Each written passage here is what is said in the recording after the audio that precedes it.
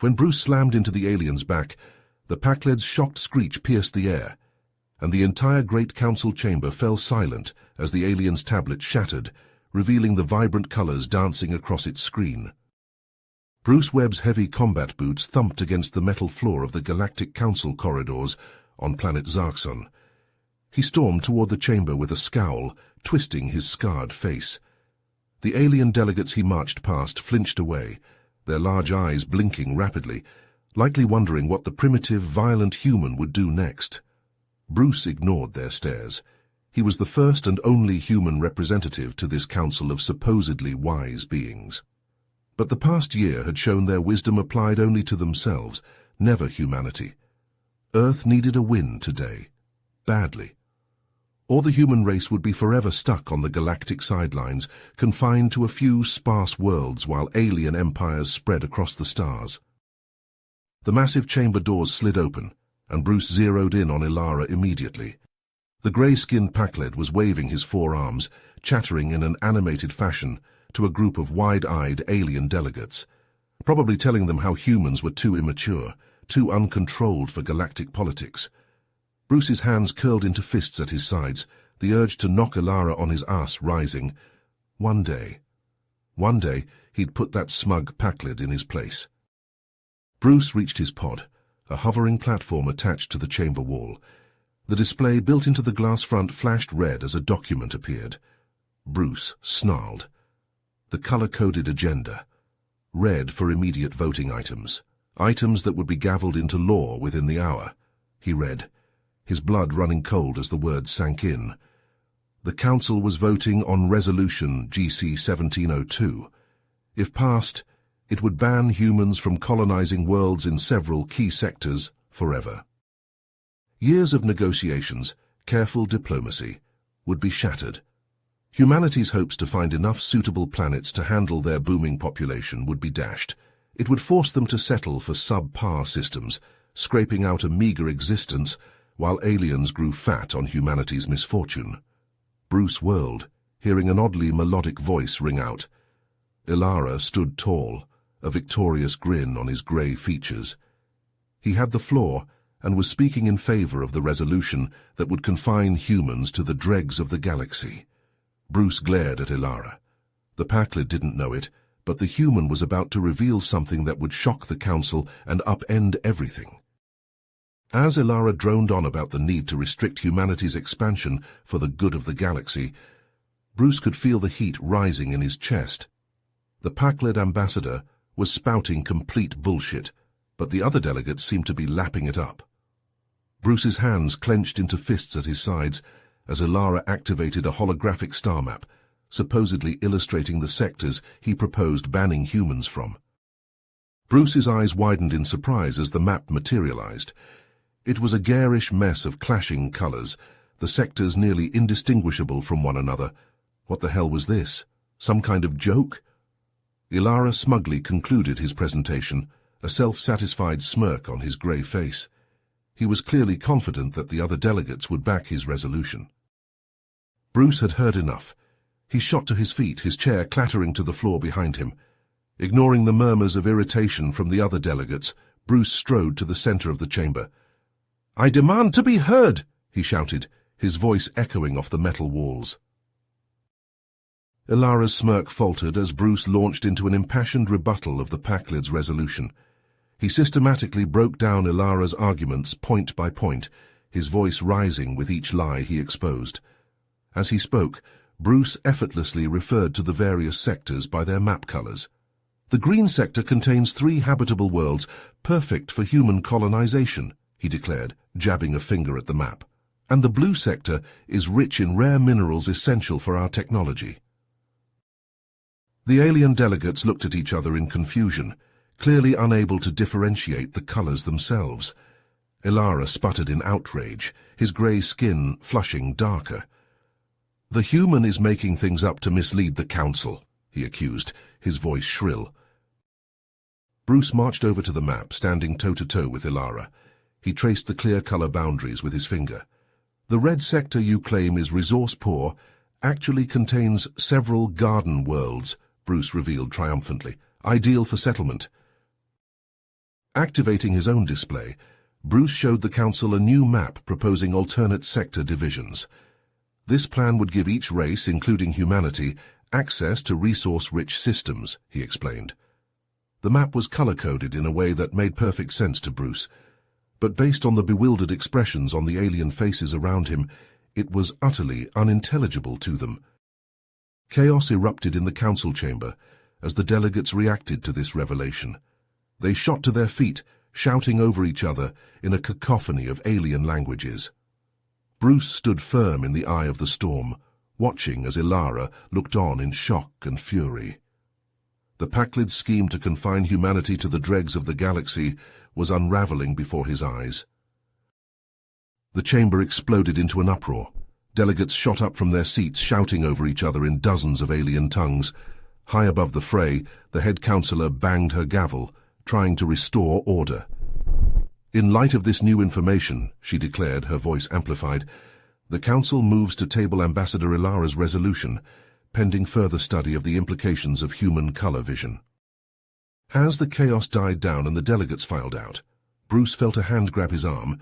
He spun around to see Ilara, his grey face contorted with rage. "This isn't over, human," the Pakled hissed through clenched teeth. Bruce yanked his arm free, a smirk playing on his lips. "Better get used to disappointment, Ilara." News of humanity's unique ability spread like wildfire through the galactic community. Bruce's communicator buzzed non-stop with meeting requests from various alien factions, all eager to exploit this newfound advantage for their own gain. He rebuffed them all, his instincts warning him it was a trap. Those instincts proved correct a few days later. Bruce was walking back to his quarters when a glint of light in a nearby window caught his eye. He dove to the ground just as a laser bolt sizzled through the air where his head had been a split second before. Rolling to his feet, Bruce spotted the sniper on a distant rooftop, a color-based targeting reticle glowing on its scope. Bruce didn't need to guess who was behind the attempt. Ilara. Knowing he needed leverage against the Pakled, Bruce called in some favors and started digging. What he uncovered made his blood boil. For years, Ilara had been manipulating the Council, using the Pakled's advanced tech to alter records and blackmail other delegates into supporting his agenda. Bruce contacted a few council members he thought he could trust, arranging a secret meeting to share his findings. But when he arrived at the rendezvous point, he found himself staring down the barrels of a dozen Pakled pulse rifles. Ilara emerged from the shadows, a triumphant grin on his face. "Did you really think you could outmaneuver me, human?" Outgunned and outnumbered, Bruce had no choice but to surrender. As the soldiers bound his hands, Ilara got right in his face. "Your precious color vision is going to help me conquer this galaxy, sector by sector," the Pakled gloated, "even if I have to torture it out of you." As Bruce was dragged toward a waiting ship, he caught a glimpse of one of his supposed allies lurking in the shadows, a smirk on its face. The betrayal cut deep, but Bruce pushed the hurt aside. He needed to focus on escape. The ship blasted off, stars blurring as it leaped to FTL. In the cramped hold where he'd been tossed, Bruce began to plan, his mind racing. He would find a way out of this, and when he did, there would be hell to pay.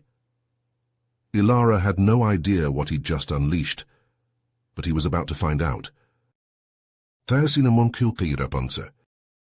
Bruce's boots thudded against the metal floor as he stormed into the Council's Earth headquarters, Marco at his side. The building was eerily quiet, the usual bustle of diplomats and aides replaced by an unsettling stillness.